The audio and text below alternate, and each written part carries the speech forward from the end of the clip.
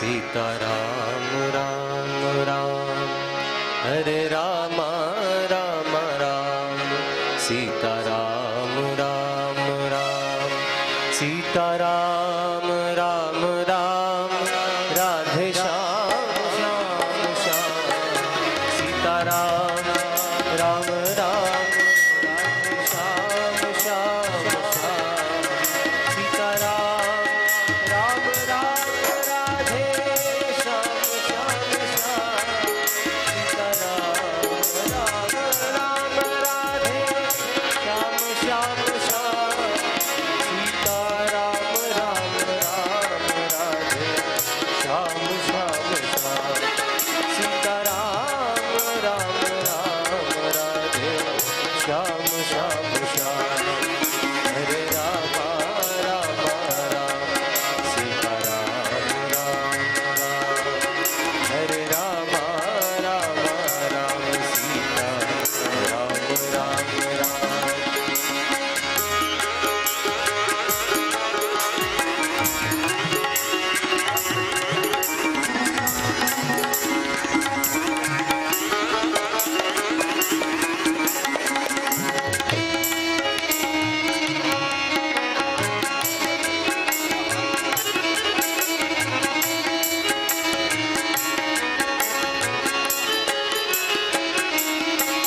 हरे राम राम राम, सीता राम राम राम,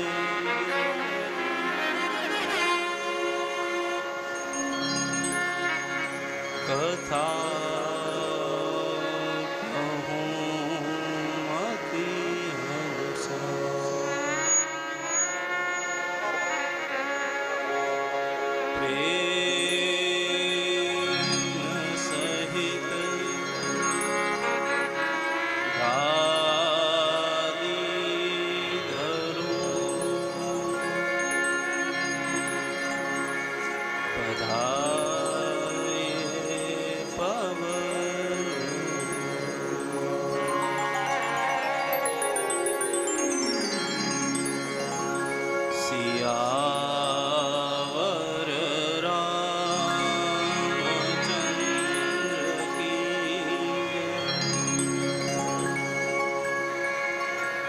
पवन सुत हनुमान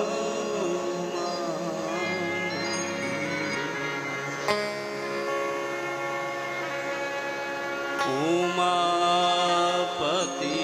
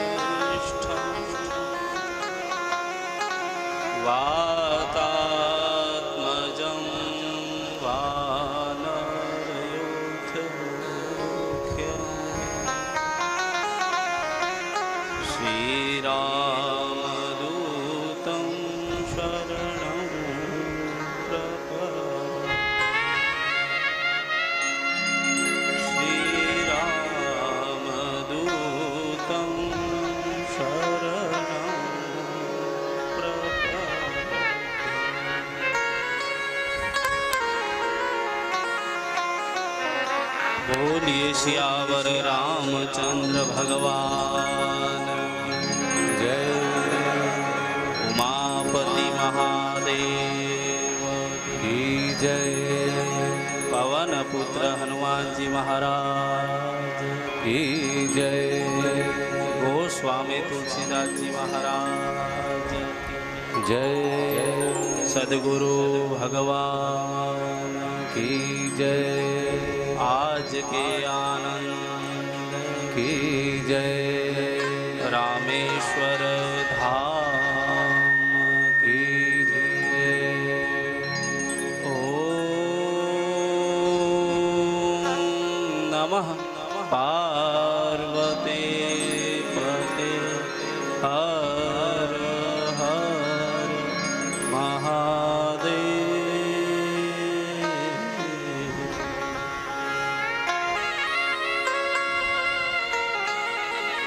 राम राम सीता राम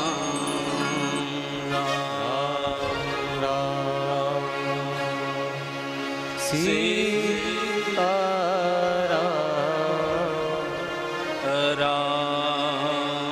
राम सीता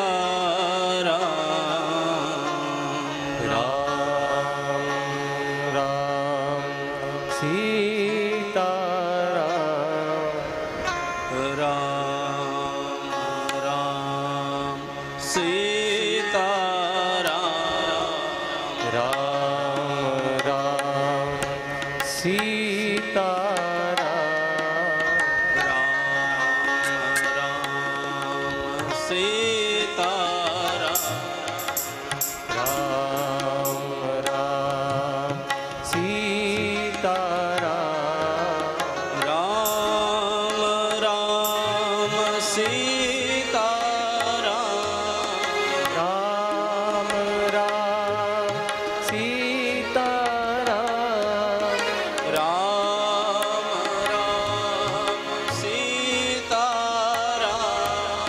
राम राम सीताराम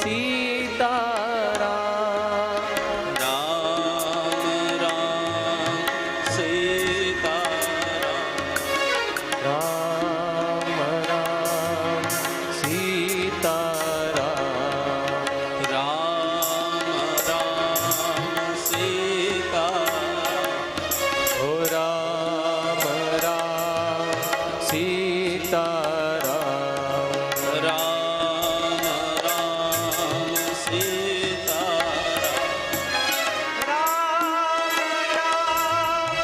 सीताराम राम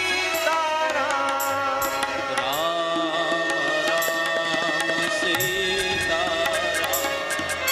राम राम सीताराम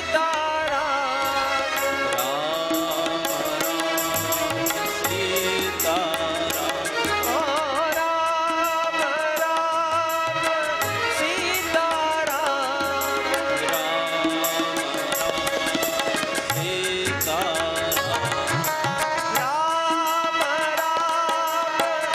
राम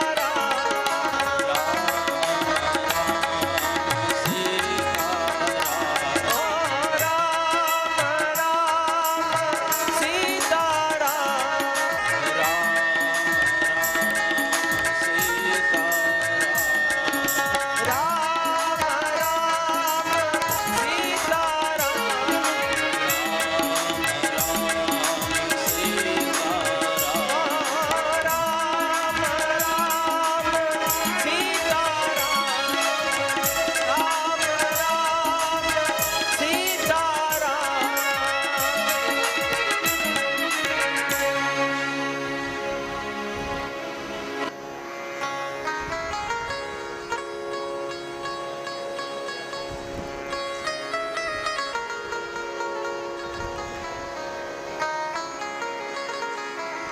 आज आज आज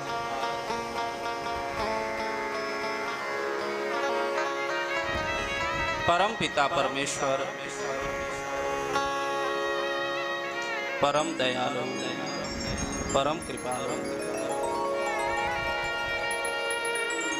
देवादिदेव महादेव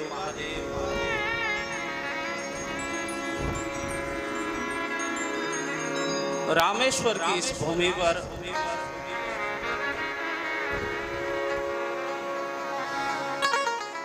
9 दिवसीय राम कथा के प्रथम दिवस पर हम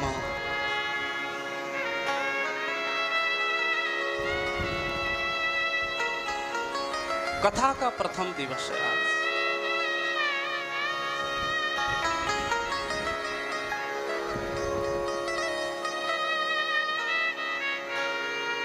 कलश यात्रा का भी आज कार्यक्रम होने की वजह से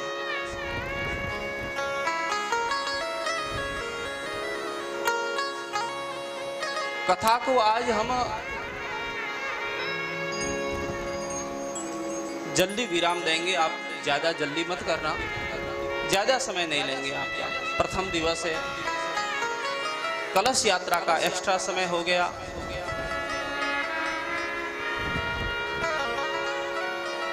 आज आज आज पहले दिन में हम लोग कथा की भूमिका को समझेंगे। कथा तो हम कल से शुरू करेंगे।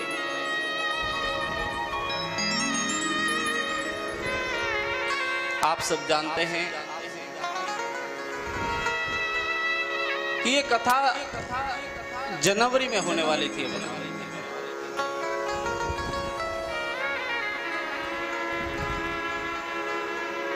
पर कोरोना की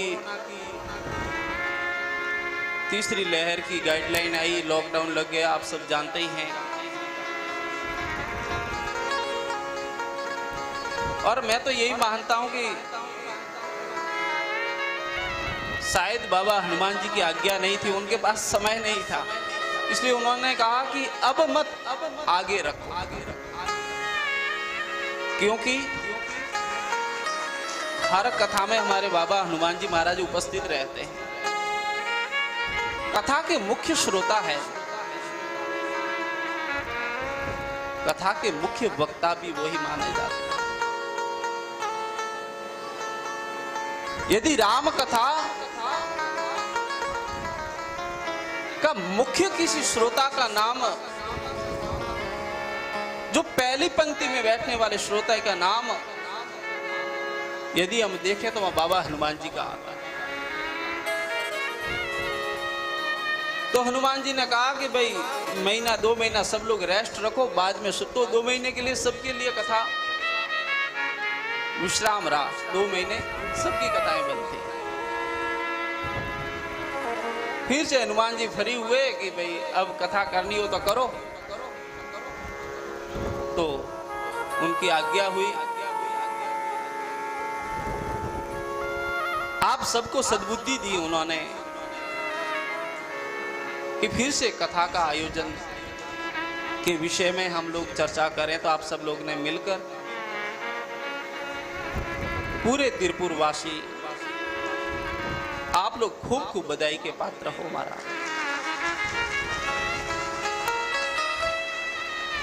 राम कथा बड़े ही सौभाग्य से मिलती है। हमारे महापुरुष कहते हैं कि कई जन्मों का भाग्य हमारा, अच्छे कर्म हमारे जब एकत्रित होते हैं तब जाके हमें एक कथा में आने का अवसर मिलता है। आप सब बड़े भाग्यशाली।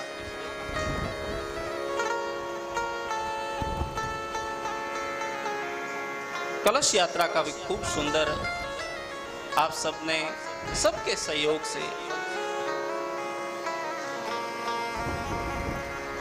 अच्छा कार्यक्रम रहा।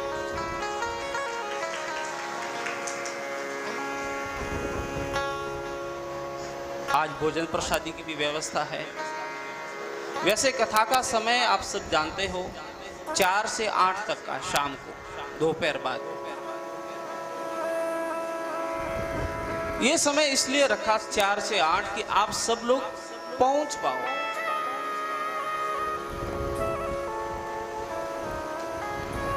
मेरी आप सबसे एक ही आग्रह रहेगा कि 9 दिन का समय हमारा एक बार राम कथा में लगा कर देखना, बहुत सुख मिलेगा। जीवन को जीने में बहुत आसानी होगी।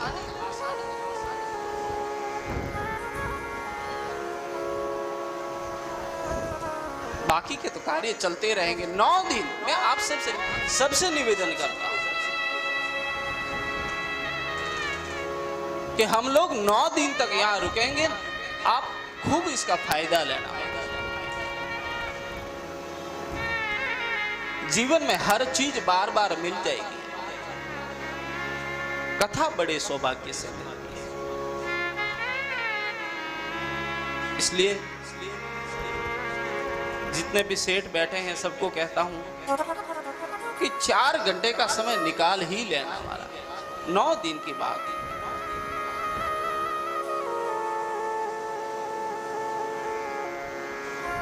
मेरी यही इच्छा रहती है कि ज्यादा से ज्यादा संख्या में आप सब लोग आए।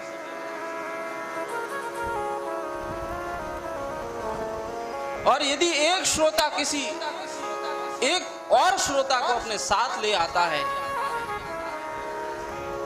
तो लेकर आने वाला श्रोता भी दूसरे श्रोता के भाग्य में महाराज भागीदार हो जाता है। उसे जो फल मिलेगा लेके आने वाले श्रोता को भी उसका आधा मिलेगा। पार्टनरशिप हो जाएगी। और पार्टनरशिप में तो आप सब टैलेंटेड हो ही हो, क्या कहना था। भागीदारी में तो होशियार है ही।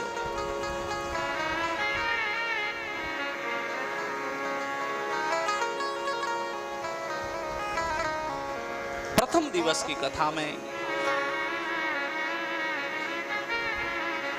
हमारे शास्त्रों का एक नियम रहा,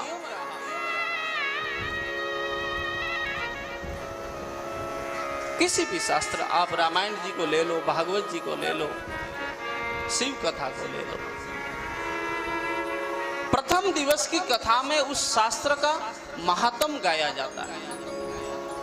पहले दिन की कथा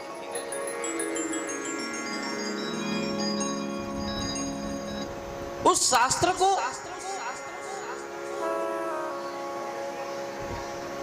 जाना जाता है कि वास्तव में ये शास्त्र क्या है।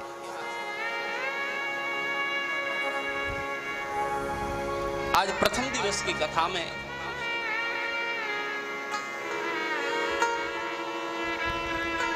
हम लोग यही देखेंगे कि वास्तव में राम कथा क्या है।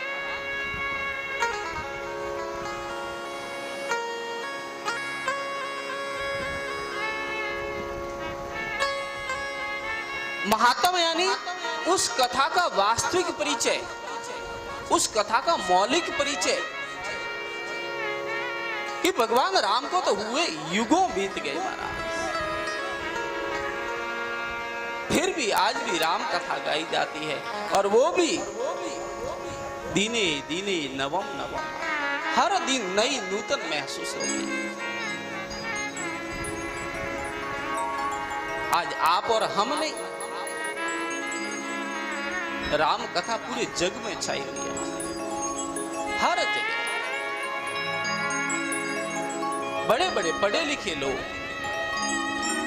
समय निकालकर इन कथाओं में जुट जाते हैं।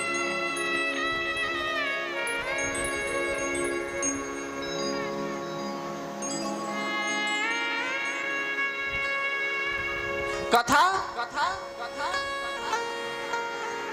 इसको दर्पण का कहा गया है हमारा, क्योंकि वैसे राम कथा को सब जानते हैं, कौन नहीं जानता।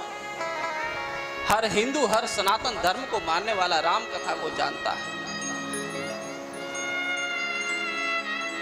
पर फिर भी भूख लगती है कि एक बार राम कथा और सुनी जाए।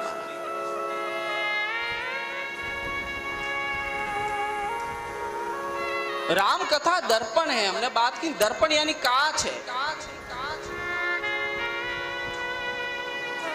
कांच हमेशा सच्चा मित्र होता है, कांच कभी झूठ नहीं बोलता। हम जैसे हैं ना, कांच बता देता है कि आप कैसे हैं। कांच हमारे साथ भेदभाव नहीं करेगा। राम कथा जीवन दर्पण है हमारा। यदि 9 दिन लगातार हम कथा सुनेंगे तो 9 दिन में कथा सुनते सुनते ये एहसास हो जाएगा, ये समझ आ जाएगी कि वास्तव में हम कैसा जीवन जी रहे हैं। क्योंकि ये दर्पण है ना, ये हमारा जीवन बता देगी 9 दिन में कि हमारा जीवन कैसा है। हम राक्षस का जीवन जी रहे हैं या ऋषि का जीवन जी रहे हैं, ये राम कथा बता देगी। आप राम का जीवन जी रहे हैं या रावण का जीवन जी रहे हैं, ये राम कथा बता देगी।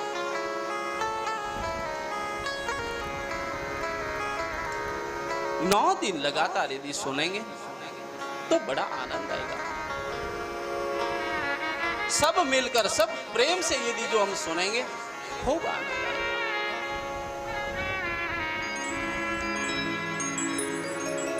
कथा को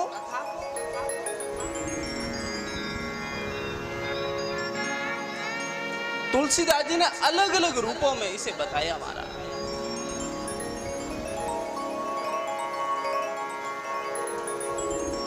तुलसीदास जी का चरित्र आपने सुना होगा। ऐसे महान महापुरुष हुए वो, कि वो जगत को एक ऐसा राम दे के गए, उस राम को लेकर आज पूरा जगत महाराज सुखी है।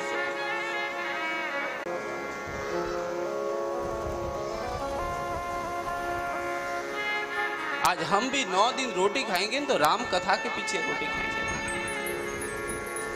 कितने लोगों का राम कथा के पीछे घर चलता है। 8-10 लोग तो हमारे साथ में है। फिर टेंट वाला देख लो, साउंड वाला देख लो। आप आते हो, कई गाड़ियों में आते हो, जाते हो, बाइक लो। कितने लोगों को रोजगार देन गोस्वामी तुलसीदास जी की, उनके नाम की रोटी खा रहे हैं।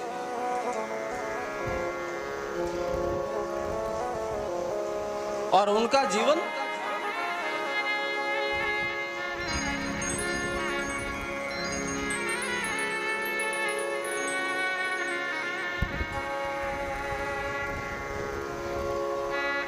तुलसीदास जी एक कहते हैं जीवन में त्याग के बिना कुछ प्राप्त नहीं होता। तुलसीदास जी के जीवन में इतना त्याग था कि वो केल के पत्ते की तो एक लंगोट पहनते थे, सिर पे जनेऊ धारण करते थे, ऊपर का बदन उनका खुला रहता था। बिना नमक डाले बाजी का वो प्रसाद ग्रहण करते हैं। और 80 साल की उम्र में उन्होंने ये राम कथा लिखी।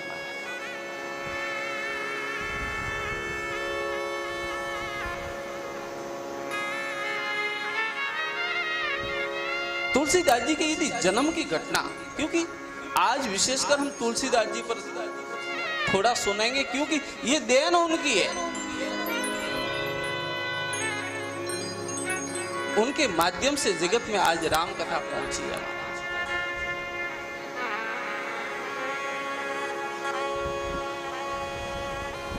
तुलसीदास जी का जन्म हुआ ना,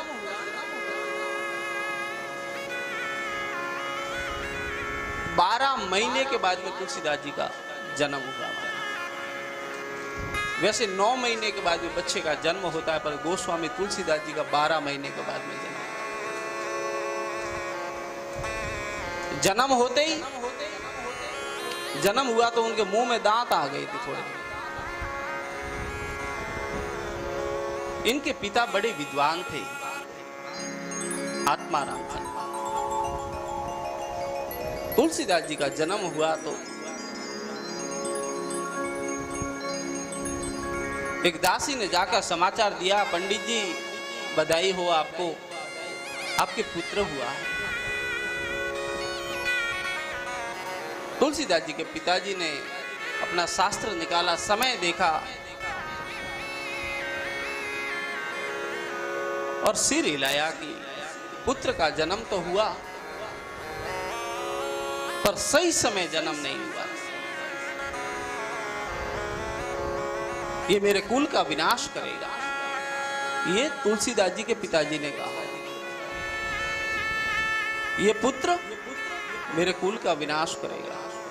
और दासी को कहा कि मैं इस पुत्र का मुख देखना नहीं चाहता।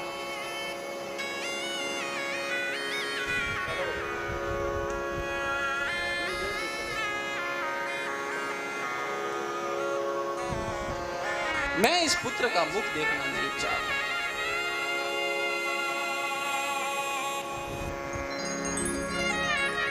महाराज तुलसीदास जी के पिताजी ने तुलसीदास जी का मुख नहीं देखा। जन्म होते ही तीसरे दिन इनकी मां की मृत्यु हो गई। बात और भी पक्की हो गई कि महाराज जी ने कहा था, उनके पिताजी ने कहा था कि ये कुल का विनाश करेगा, और मां की मौत हो गई। बात पक्की होने लगी महाराज कि जरूर ये कुल का विनाश करेगा। तुलसीदास जी के पिताजी ने कहा कि ये काम करो, इस बेटे को कहीं नदी में या नहर में बहा दो, इसको घर रखने की जरूरत नहीं, क्योंकि ये कुल को लेके डूबेगा। दासी थी, दासी को दे दिया कि इसे ले जाओ, कई बार बहा दो बार। घर से तुलसीदास जी को बाहर भेज दिया, छोटा नन्हा बालक। दासी बार ले जाकर एक भिखारिन थी, उस भिखारिन को दे दिया कि इसको घर तो रखते नहीं है, चलो आप ही रखो। महाराज तुलसीदास जी वहां धीरे धीरे बड़े होने लगे, वहां भी बड़े होने लगे तो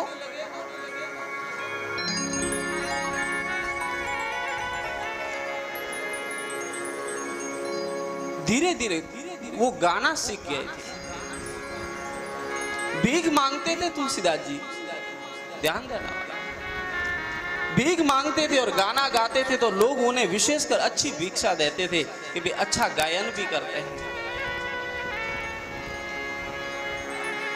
और जब ज्यादा उन्हें भीख मिलने लगी तो बाकी भिखारियों को उनसे चिढ़ होने लगी और उन्होंने कहा कि इसको यहां से निकालो, नहीं तो हमारी भीख बंद हो जाएगी।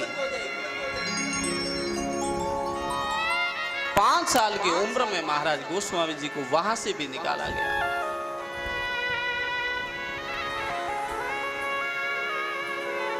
अब कहीं उन्हें कोई टिकने नहीं देता।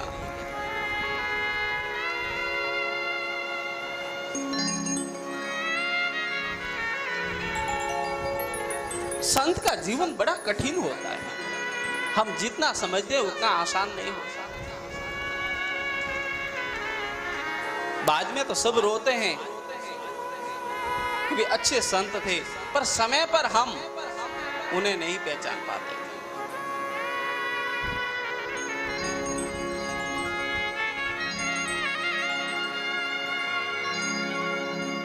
तुलसीदास जी को वहां से निकाला तो महाराज वो सुकर खेत गए। वहां एक जगह रुकते हैं महाराज, जहां स्वामी नरहरि दास जी महाराज की कुटिया बनी है। महाराज जी कहीं बाहर गए हुए, गोस्वामी जी वहां रुकते हैं। कुटिया के बाहर एक हनुमान जी का मंदिर है, वहां पूजा पाठ साफ सफाई करते हैं। काफी समय के बाद में नरहरि दास जी आते हैं।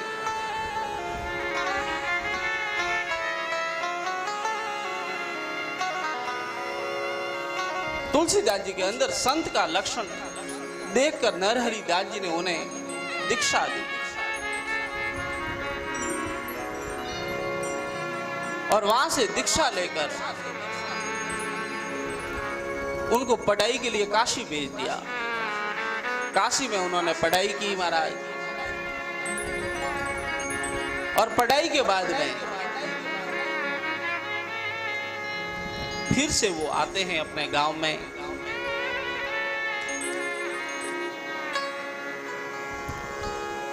और राजापुर में रत्ना दे से उनकी शादी हो जाती है, ब्याह हो जाता है हमारा। वो पत्नी के प्रति इतने आसक्त थे हमारा। एक समय की ऐसी घटना होती है,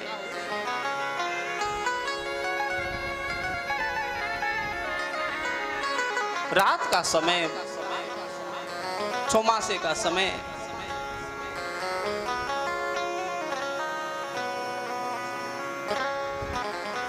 तुलसीदास जी को अपने पत्नी को मिलने जाना हमारा। अपने गांव और ससुराल के बीच में एक नदी चलती है। रात का समय गए नदी के किनारे तो नदी चल रही है, ऊपर बारिश हो रही है। सोचा कुछ भी हो पर ससुराल तो जाना हमारा।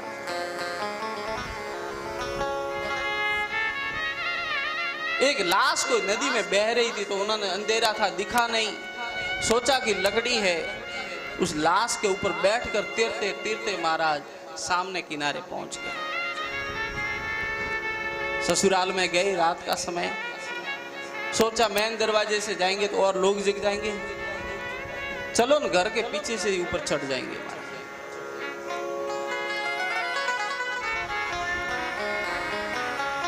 पीछे गए तो महाराज एक रस्सी अंधेरे में दिखी कि भाई कोई रस्सी है, उसे पकड़कर ऊपर चढ़ गए और ऊपर से कच्चे मकान होते थे।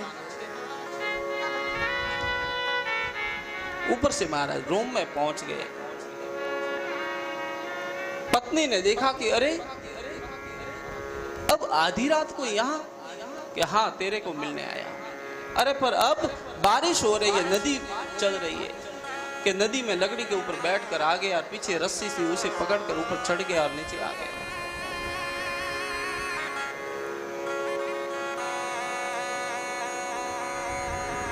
रत्नादेव ने कहा कि आपको मेरे प्रति इतना लगा? कहा तेरे को मिलने ही आया। बारिश थी तो बिजली चमक रही थी। रत्नादेव ने ऊपर चढ़ के, नदी के किनारे ही उनका घर था, ऊपर चढ़ के देखा तो महाराज जैसे बिजली चमकी ना, तो घर के पीछे देखा थी कि अरे ये तो रस्सी नहीं, ये तो सांप लटक रहा है। और बाबा तो सांप को पकड़कर ऊपर आ गए। नदी की तरफ महाराज देखा तो वहां लकड़ी की जगह लाश पड़ी थी। तुलसीदास जी की पत्नी ने विचार किया कि ये मेरे प्रति कितनी आसक्ति है, कितना लगाव है।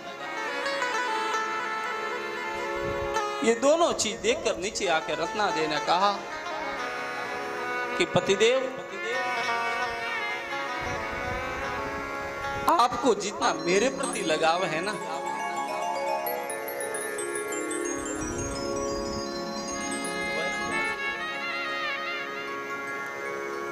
आपको जितना मेरे प्रति लगाव है ना,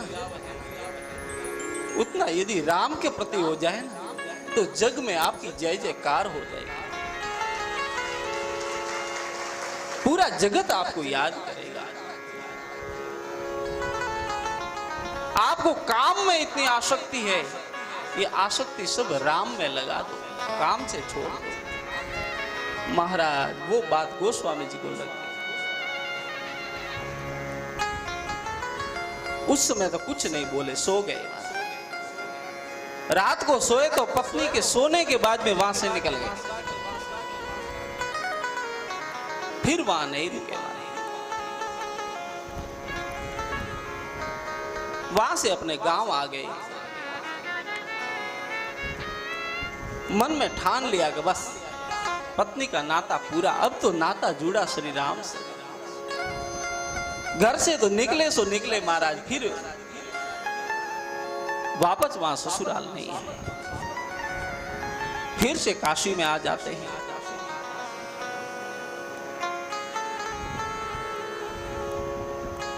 पत्नी को सुबह पता चलता है कि रात को ये चले गए।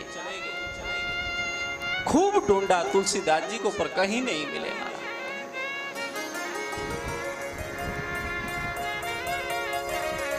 हर जगह पता लगवाया,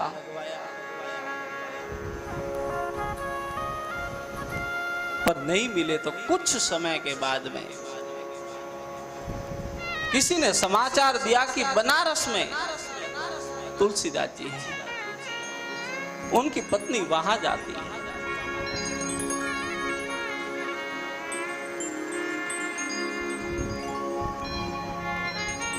और जब पत्नी को आया सुनते हैं तो तुलसीदास जी वहां से भी आगे चले जाते। समझो महाराज कैसा एक बात कितनी लगी उनको, आगे चले गए। और भी काफी समय तक पत्नी ढूंढती महाराज फिर से गोस्वामी जी के पास पहुंचती है। हाथ जोड़कर रोती है, पतिदेव। तुलसीदास जी कहते हैं तू पति मत कर, तेरा मेरा संबंध पूरा हो गया। तू मेरी पत्नी नहीं, तू मेरी गुरु है। क्योंकि मैं तो काम के प्रति आसक्त था, तुमने मुझे राम से जोड़ दिया। तू मेरी गुरु है, पर अब तेरा और मेरा नाता रिश्ता खत्म।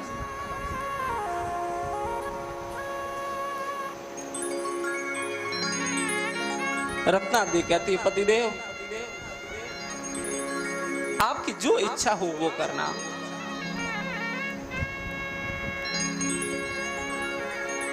एक मेरी इच्छा है।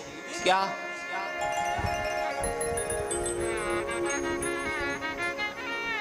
आपने जो ग्रंथ लिखा है रामचरितमानस,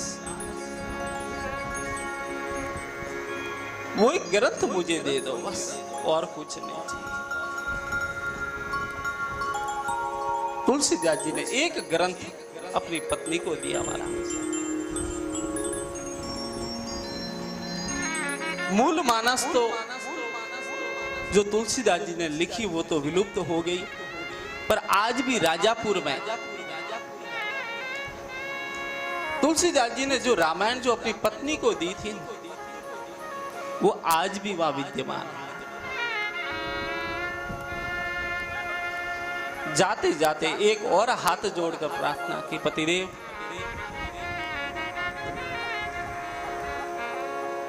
अंतिम एक इच्छा है, बोलो।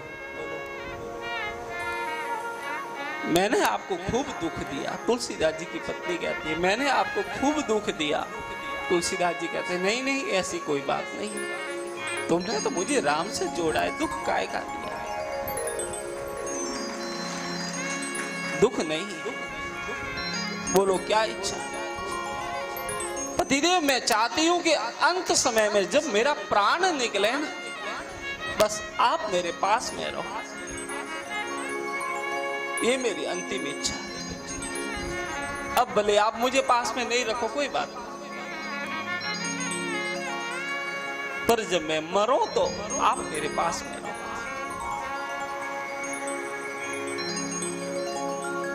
समय बीतता गया महाराज। तुलसीदास जी की पत्नी भी वृद्ध हो गई। अंतिम समय आया, फिर भी गोस्वामी जी जाते नहीं वहां। तो बाबा हनुमान जी साक्षात्कार करके उन्हें कहते हैं कि तुलसीदास जी अब तो आपको जाना चाहिए, आप जाओ, क्योंकि आपको राम मिला है, आपकी पत्नी की वजह से मिला, वरना आप तो कामी आदमी थे, आपका और राम का तो कोई रिश्ता ही नहीं था। आपको राम से जोड़ा है, आपकी पत्नी ने जोड़ा है, आप जाइए वहां।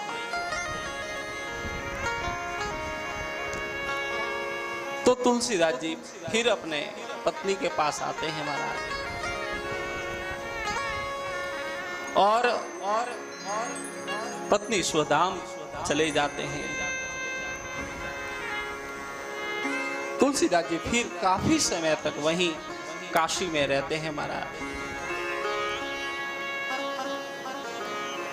और ये शास्त्र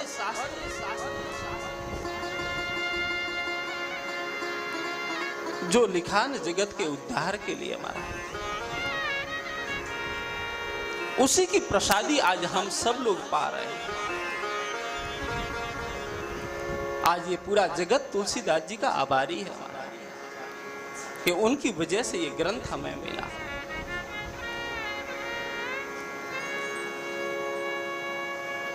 नौ दिन तक हम सब लोग यहाँ बैठकर इस ग्रंथ का गायन करेंगे, सुनेंगे महाराज।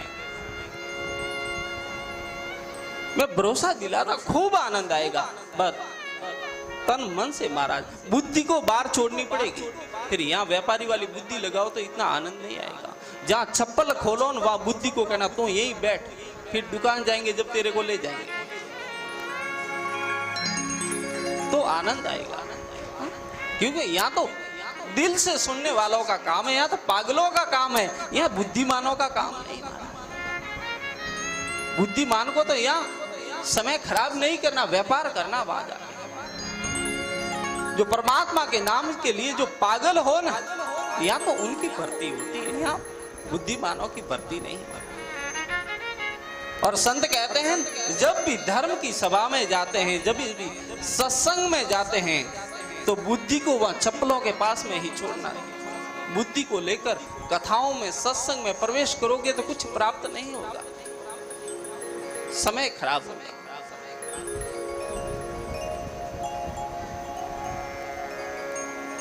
तो हम 9 दिन तक गायन करेंगे महाराज कथा का। कीर्तन के माध्यम से हम गोस्वामी जी को याद करते हैं, भाव से हम सब लोग गाएंगे। रामायण के अमर प्रणेता, रामायण के अमर अमर प्रणेता, रामायण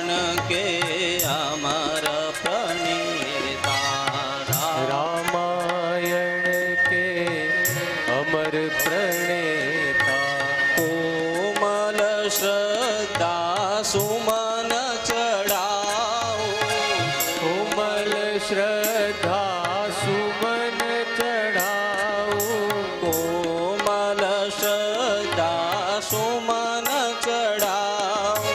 कोमल श्रद्धा सुमन चढ़ाओ। रामायण के अमर प्रणेता। रामायण के अमर प्रणेता। कहता रहा कबीरा अपनी। कहता रहा कबीरा अपनी। कहता रहा कबीरा अपनी। कहता रहा कबीरा अपनी। मीरा सो रवि रहती मारी। मीरा सो रवि कहती वाणी। पर भारत को दिया तुम्हीने। पर भारत को दिया तुम्हीने। पर भारत को दिया तुम्हीने। पर भारत को दिया तुम्हीने। जन रक्षक रघुपति धनुधारी। जन रक्षक रघुपति रघुधारी। भरत प्रेम के इस गायक को। भरत प्रेम के इस गायक को। भरत प्रेम के इस गायक को। भरत प्रेम के इस गायक को। फिर जनऊ सौगंध दिलाओ। फिर जनऊ सौगंध दिलाओ। पर रतना के अमर त्याग को। पर रत्ना के अमर त्याग को। पर रतना के अमर त्याग को। पर रत्ना के अमर त्याग को। कवि कहता है कि सबको याद करो पर रत्ना को मत भूलना, क्योंकि उनकी त्याग की वजह से ही तुलसी तुलसीदास हुए हैं। यदि रत्ना उन्हें सावधान नहीं करती ना तो तुलसीदास जी को कोई नहीं जानता। इसलिए सबको याद करो पर रत्ना को मत भूलना, उनकी पत्नी को मत भूलना। पर रत्ना के अमर त्याग को। पर रत्ना के अमर त्याग को। नमन करो तुम भूल न जाओ। नमन करो तुम भूल न जाओ। नमन करो तुम भूल न जाओ। नमन करो तुम भूल न जाओ। श्री सीता राघव की जय जय। श्री सीता राघव की जय जय। श्री सीता राघव की जय जय। श्री सीता राघव की जय जय। माहुल सी के तुलसी की जय जय। माहुल सी के तुलसी की जय जय। माहुल सी के तुलसी की जय जय। माहुल सी के तुलसी की जय जय। माहुल सी के तुलसी की जय जय। माहुल सी के तुलसी की जय जय। श्री हनुमंत लला की जय जय। श्री हनुमंत लला की जय जय। श्री हनुमंत लला की जय जय। श्री हनुमंत लला की जय जय। श्री हनुमंत लला की जय जय। श्री हनुमंत लला की जय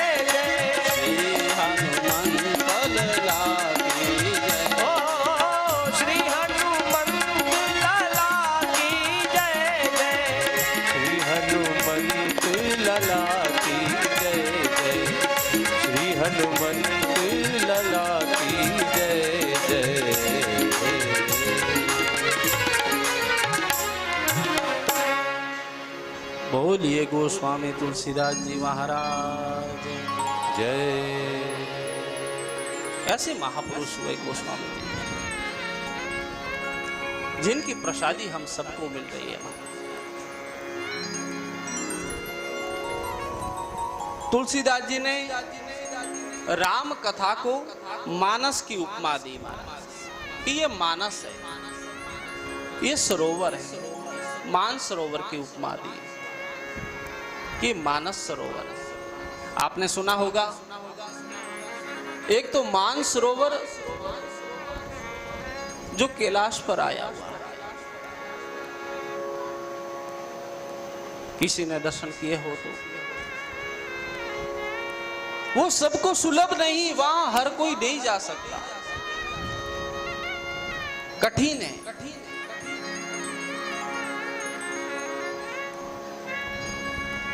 पर ये मानस सरोवर है। तुलसीदास जी कहते हैं इन दोनों में अंतर है। वहां हर कोई नहीं जा सकता, पर ये तो घर घर पहुंच सकता है। ये तो घर घर पहुंच सकता है। कई विशेषताएं बताई, कई समानताएं बताई महाराज कि मानसरोवर जाने के लिए शारीरिक रूप से, आर्थिक रूप से, हर तरह से सक्षम हो तो ही जा सकते हो।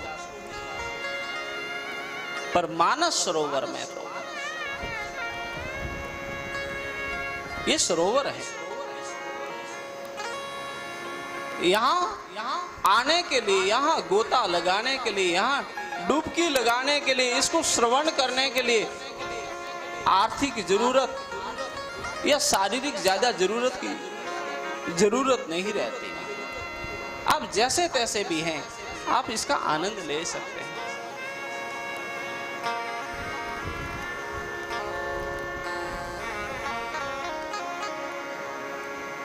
चार घाट बताए महाराज।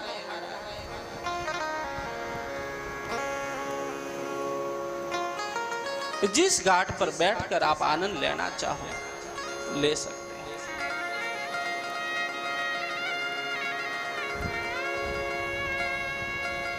ऐसा कहा जाता है कि मानसरोवर वहां हंस आते हैं। ऐसी बात है, हम लोग भी गए तो कहा था कि भाई यहां रात को हंस आते हैं।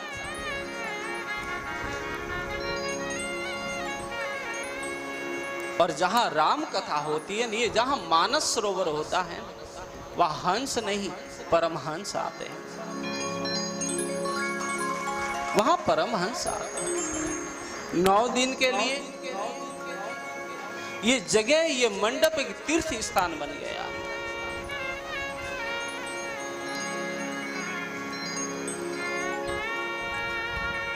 जो महापुरुष जो शरीर जिनका छूट जाता है और फिर जगत में भ्रमण करते हैं, कई ऐसे महापुरुष हैं जिनके पास शरीर नहीं होते, बिना शरीर 2 ही लोग घूमते हैं। एक तो परमहंस घूमते हैं और एक भूत घूमते हैं। ये 2 लोग बिना शरीर घूमते हैं। भूत तो भटकते हैं, उनके पास में तो इतना कर्म नहीं होता, इसलिए परमात्मा उन्हें मनुष्य जन्म नहीं देता। और महापुरुष को देने के लिए ईश्वर के पास में भी इतना उत्तम कोई देह नहीं है कि महापुरुष को दे, इसलिए महापुरुषों का भ्रमण होता है। जहां भी सत्संग होती है, जहां भी राम कथा होती है, वहां महापुरुष 9 दिन तक या 7 दिन की हो तो 7 दिन तक डेरा लगाए, सब महापुरुष वहां महाराज विद्यमान रहते हैं।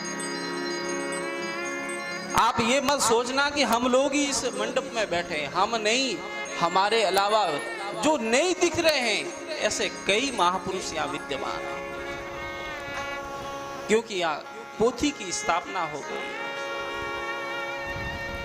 और ये लोग 9 दिन तक, जब तक विसर्जन नहीं होगा तब तक यहाँ 9 दिन तक विद्यमान रहेंगे। इसलिए कहते हैं कि ये मनोरंजन की जगह नहीं, ये मनोमंथन की जगह है। उन्हें निमंत्रण कोई आप कहोगे कि भाई बाबूजी उनको तो निमंत्रण नहीं दिया तो वो कैसे आएंगे। महापुरुषों को सत्संग के लिए निमंत्रण की जरूरत नहीं रहती। निमंत्रण के लिए तो हम लोग रोते हैं कि भाई मारे तो पत्रिका नहीं आई तो मैं कथा होने क्यों जाऊं। हम लोग ये चीज करते हैं, पर जो सत्संग का भूखा होता है ना, उसे निमंत्रण की जरूरत नहीं रहती। 9 दिन तक सारे तीर्थ यहां रहेंगे, 9 दिन तक सारी नदियां यहां रहेंगी।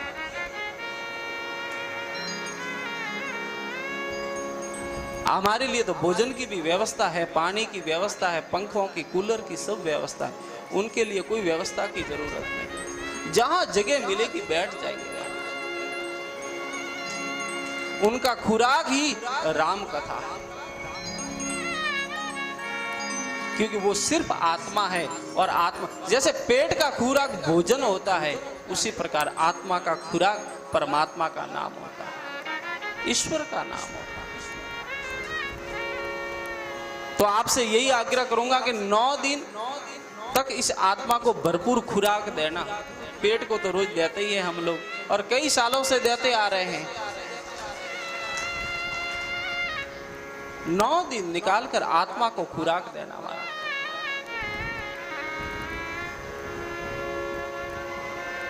आज आपका ज्यादा समय नहीं लेंगे हम। कल से हम विशेष रूप से आप सबको समय पर आना है और अच्छी संख्या में आना है महाराज, ठीक है ना? आओगे कि नहीं आओगे? ये औरों को भी लेके आओगे। पूरा पंडाल, ये मंडप है, कल भरना चाहिए हमारा, तो ही आनंद आएगा। 9 दिन तक जैसे तैसे करके लेके आओ। जितने आपके संबंधी है, मित्र है, पड़ोसी हो, और जो आपसे नहीं बोलता उसे तो विशेष कर लेके आओ। हाथ पकड़ के लेके आओ, टैक्सी का किराया दे के लेके आओ, खुद की गाड़ी में आगे बिठा कर लेके आओ, पर उसे लेके आओ। और जो लोग पूरे परिवार के साथ कथा सुनेंगे, उन्हें तो कई गुना ज्यादा पुण्य प्राप्त होगा हमारा। क्योंकि कलयुग का एक जीने का तरीका ही राम कथा बता सकती है। इसलिए आप सबसे यही कहूंगा कि ज्यादा से ज्यादा संख्या में आप सब लोग कल आएं। कल का समय रहेगा 4 बजे से। आज तो भोजन करना है ना, आज ज्यादा परेशान आपको नहीं करेंगे, पर कल से नियमित रूप से हम लोग लगातार कथा का आनंद लेंगे। 4 बजे कथा शुरू कर देंगे हम लोग, तो आपको लगभग 4 से 10 मिनट पहले ही आना है यहाँ, ठीक है ना माताओं बहनों?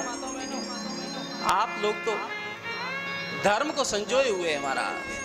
ओपे तो हैंग आलसी पड़िया, हैंग शटर खोले खोले वाले दुकाने आजा हाथ जोड़ता था, बाबूजी बाबूजी। मैं क्यों आज तो 4 घंटा छुट्टी रखता।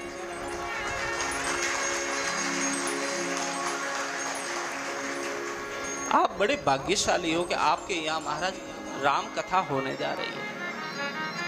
पर मेरी माताओं बहनों, सबने घर का काम तो इन्होंने ही किया होगा, यह बात तो निश्चित है। वो पे तो सूट बूट पहने, मोबाइल जेब में गालें, सुबह घर की बाहर निकलो, पर घरों काम सब करें भी।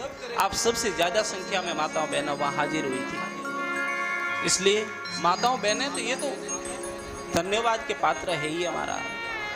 सत्संग की शोभा ही माताओं बहनों से होती है कि आप लोग तो आधी वेला आओ आओ, नहीं आओ, बैठा बैठा फिर खुजली आवे तो बीड़ी फूंकवा जाओ रहा बार, पर ये स्थायी रूप से बैठती है। भक्ति स्वरूपा है ना, इनके अंदर भक्ति महाराज इनके अंदर निवास करती है, मात्र शक्ति है। इसलिए माताओं बहनों, आप 9 दिन रह लिए, भले थोड़ो सुबह जल्दी उठना पड़े, भले टाइम माते भोजन बनावनो पड़े, थोड़ा दूरा दुखी वे जाजो, पर 9 दिन कथा मत छूट जो। हेड थोड़ा घणो कहें तो सुन ले जो, क्योंकि तो बोलिया वगैरह रह कौन। महाराज आया जो खानदाम कथारी पड़ी है, टाइम मारे टिफिन बनावे नहीं, मारे ग्राहक खोटी हुए, दुकाने जानो, दुकान खोलनी, कहे तो कहता रहे। टाइम माते 9 दिन कथा जरूर सुनजो महाराज। भाग्यशाली है हम सब कि कथा का ये प्रसंग हमें प्राप्त हुआ। आप और मैं भी अपने आप को भाग्यशाली मानता हूं कि कथा कहने का अवसर मिला। आयोजक तो भाग्यशाली है ही है, और आयोजक भी कौन है? आप ही हो। पर सबसे ज्यादा भाग्यशाली वो है जो इसकी छाया में बैठकर कथा का श्रवण करेगा। महाराज, एक बार की घटना मैं आपको याद दिला दूं, समय हो रहा है, पर भगवान को जब वनवास हुआ ना, तो एक दिन की ऐसी घटना हुई। हिंदी तो समझ में आ गई है ना आप सबने? आपने समझ में आना चाहिए, अनंत तो समझ में आ ही रो। पर आप भी देशावर आया रहा राजस्थान थी, तो हमें हिंदी आपने भी आती हुई थोड़ी होशियार वे गया ना। मैं भगवान को वनवास हुआ था ना, एक दिन ऐसी घटना घटी महाराज। लक्ष्मण जी कहीं फल लेने के लिए वन में गए हुए थे। सुबह का समय अपनी कुटिया से बाहर भगवान राम जी और मां जानकी जी विराजमान है।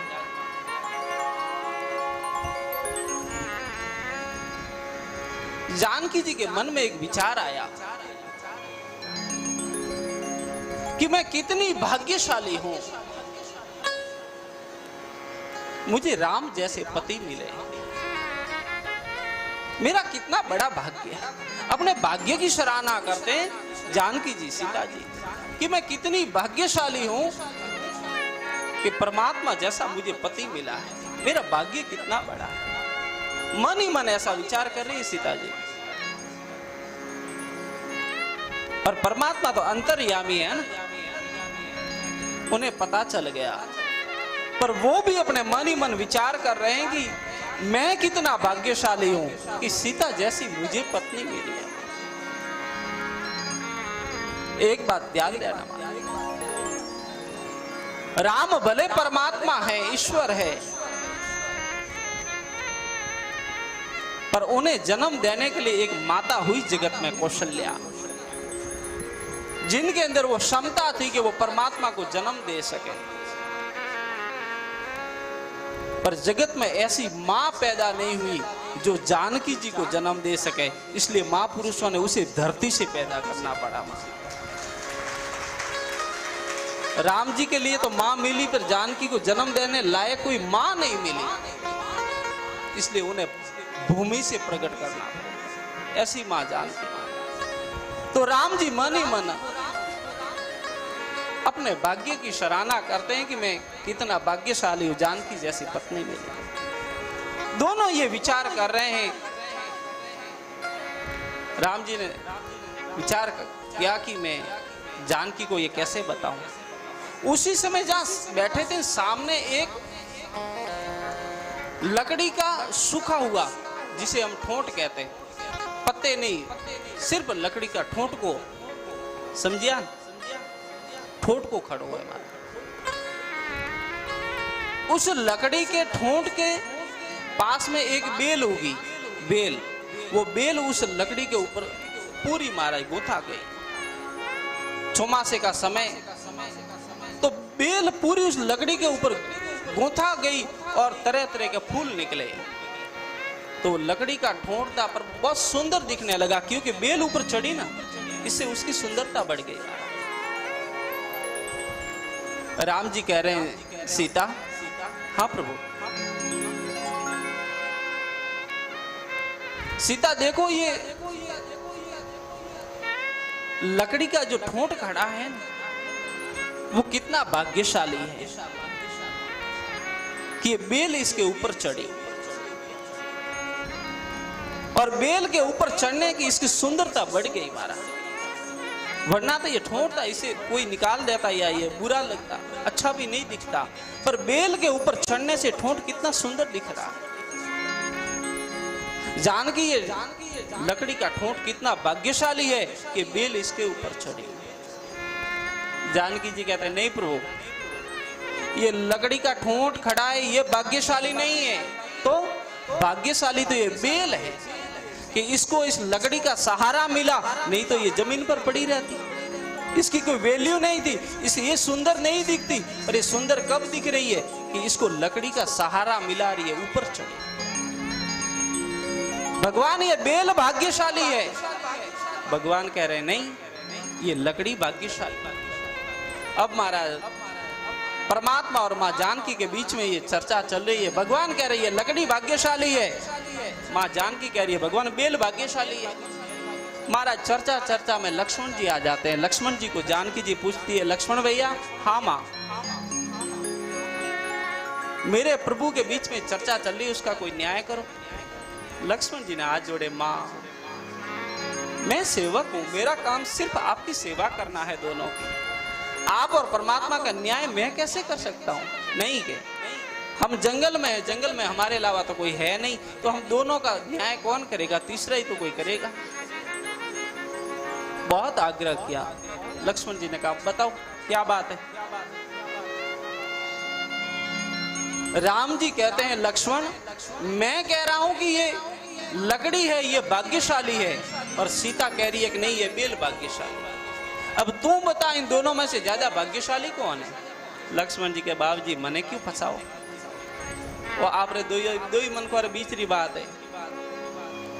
पर जानकी जी ने आग्रह किया कि नहीं लक्ष्मण भैया बताओ दोनों में ज्यादा भाग्यशाली कौन है? लक्ष्मण है तो वो भी शेष के अवतार हैं। समझ गए कि राम जी कहना चाह रहे हैं कि मैं भाग्यशाली हूं कि मुझे सीता मिली, और जानकी जी कह रही है कि मैं भाग्यशाली हूं कि मुझे राम जैसे पति मिले। लक्ष्मण जी कह मैं दोनों का बीच में न्याय क्या करूं?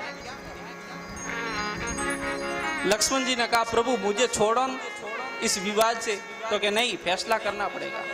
दोनों में से भाग्यशाली कौन? ये बेल भाग्यशाली या लकड़ी भाग्यशाली? लक्ष्मण जी ने कहा प्रभु ये लकड़ी भी भाग्यशाली है कि बेल के ऊपर चढ़ने से इसकी सुंदरता आ गई, और भगवान ये बेल भी भाग्यशाली है कि लकड़ी का इसे सहारा मिले। ये दोनों भाग्यशाली है। पर भगवान तीसरी बात, मुख्य बात, इन दोनों से ज्यादा भाग्यशाली वो है जो इनकी छाया में बैठेगा। भगवान आप भी भाग्यशाली हो कि माँ जानकी आपको मिली, और माँ आप भी भाग्यशाली हो कि परमात्मा आपको मिले। पर आप दोनों से भाग्यशाली ये लक्ष्मण है कि आपका सेवा का अधिकारी ये बना हुआ।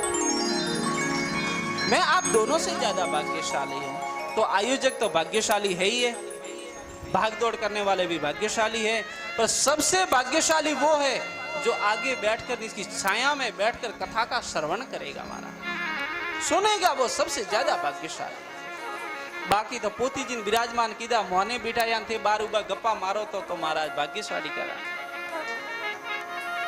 भाग्यशाली तो आप जब गिने जाओगे जब यहाँ बैठकर कुछ सुनोगे, थोड़ा बहुत सुनना पड़ेगा, और सुनोगे तो अवश्य आनंद आएगा, इसमें कोई फर्क नहीं। तो कल से हम ये चर्चा और आगे भगवान का नाम लेते हुए सत्संग करेंगे। आज काफी लोग इंतजार में हैं कि बाबूजी आप आरती कराओ, तो बच्चे मैं ही टूट पड़ा।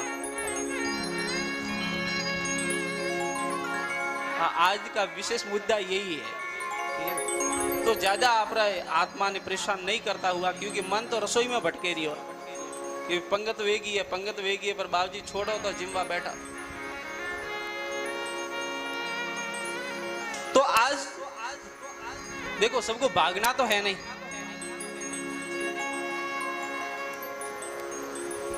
कथा विश्राम होगी, उसके बाद आरती होगी, और आरती के बाद में आप सब जा सकते हैं, आरती से पहले नहीं तो हैंगे हुडू डू डू डू कर निकले जाओ बाहर, तो बाबूजी एक लाटे बैठा रहे।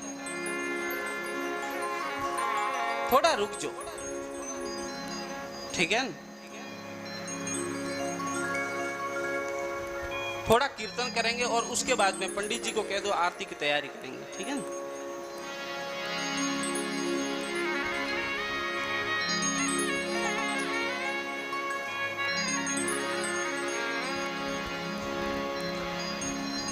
कीर्तन में आप सबको साथ में जुड़ना है, ठीक है ना? राधे राधे राधे श्याम से मिला दे। राधे राधे राधे श्याम से मिला दे। राधे राधे राधे श्याम से मिला दे। राधे राधे राधे श्याम से मिला दे। श्याम से मिला दे तू श्याम से मिला श्याम से मिला दे तू श्याम से मिला दे। राधे राधे राधे श्याम से मिला दे। राधे राधे राधे श्याम से मिला दे। राधे राधे राधे श्याम से मिला दे। राधे सब लोग। राधे राधे श्याम से मिला दे। राधे राधे राधे श्याम से मिला दे। राधे राधे राधे श्याम से मिला दे। राधे राधे राधे श्याम से मिला दे। राधे राधे राधे श्याम से मिला दे। राधे राधे श्याम से मिला दे। राधे राधे राधे श्याम से मिला दे। राधे राधे राधे श्याम से मिला दे। राधे राधे राधे श्याम से मिला दे। राधे राधे राधे श्याम से मिला दे। राधे राधे राधे श्याम से मिला दे। राधे राधे राधे श्याम से मिला दे। जय राधे सब लोग। राधे श्याम से मिला दे। राधे राधे राधे श्याम से मिला दे। जय राधे राधे राधे श्याम से मिला दे। श्री राम जय राम जय जय राम। श्री राम जय राम जय जय राम। श्री राम जय राम जय जय राम। श्री राम जय राम जय जय राम। श्री राम जय राम जय जय राम। श्री राम जय राम जय जय राम। राधे राधे राधे श्याम से मिला दे। राधे राधे राधे श्याम से मिला दे। राधे राधे राधे श्याम से मिला दे। राधे राधे राधे श्याम से मिला दे। राधे राधे राधे श्याम से मिला दे। राधे राधे राधे श्याम से मिला दे। राधे राधे राधे श्याम से मिला दे। जय राधे राधे राधे श्याम से मिला दे। राधे राधे राधे श्याम से मिला दे। जय राधे राधे राधे श्याम से मिला दे। श्री राम जय जय राम। श्री राम जय जय राम। श्री राम जय जय राम। श्री राम जय जय राम। श्री राम जय जय राम। श्री राम जय जय राम।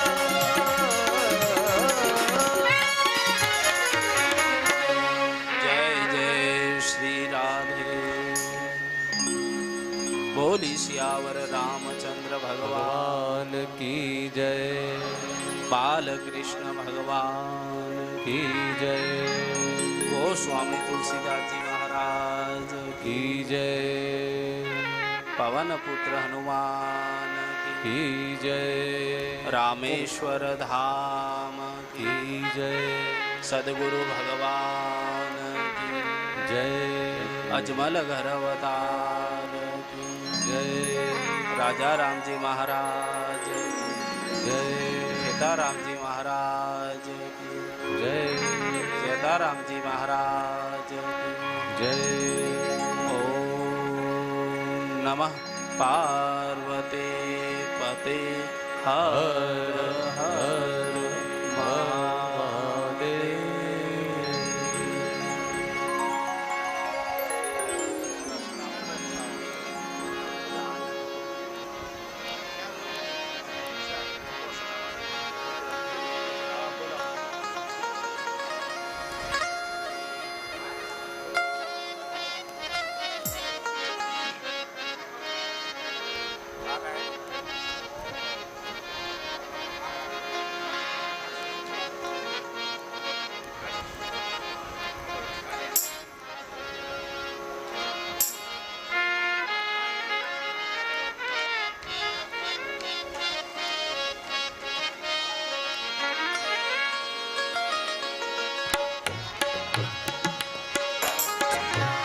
हेलो, जय बोलो श्री रामचंद्र भगवान की, जय बोलो सीता मैया की, जय बोलो बजरंग बली की, सतगुरु देव की।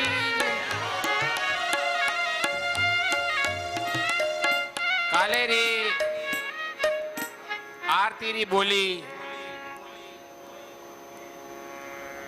शुरुआत 11,000 सा काले री आरती पहली आरती री बोली है 11,000 सा।